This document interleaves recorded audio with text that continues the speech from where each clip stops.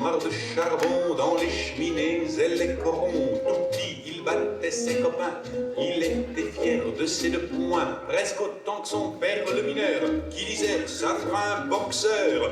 Le jour de son premier combat, fallait un nom. L'on n'avait pas, comme la mode était à l'anglais, il s'appela Battling Joe.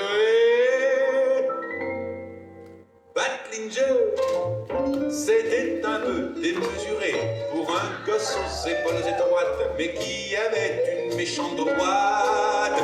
Battling Joe, il gagna son premier combat, et le soir même avec papa, il prenait le train pour Paris, où un boxeur, ça vaut son prix.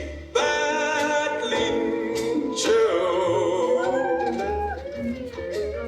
Il croyait bien en faisant ce truc-là être plus libre, mais voilà, qui dit boxeur, dit manager, le sien avait une poigne de fer. C'était un gars très régulier, qui pour justifier la moitié des bourses de tous ses combats, lui fit mener une vie de forçat. On n'est pas là pour rigoler, qu'il disait à Battling Joe.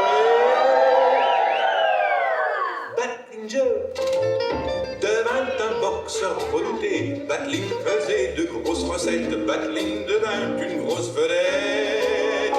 Battling Joe, les dames disaient tout près du ring, il est délicieux ce Battling. Et elles admiraient son moral, sans penser que les coups ça fait mal. Battling Joe. Battling devint un grand champion jusqu'au triste soir où un nion lui embrouilla soudain les yeux. Le manager dit c'est pas sérieux, tu deviens feignant, fais ton métier, boxe, ça rime pas, avec pitié. La foule eut peut-être tort ce soir-là de siffler la fin du combat, malgré les lampes et leurs éclairs. Battling Joe. Et Joe ne voyait plus clair. Battling Joe, c'est un homme appuyé, une triste silhouette qui penche, appuyé sur une canne blanche.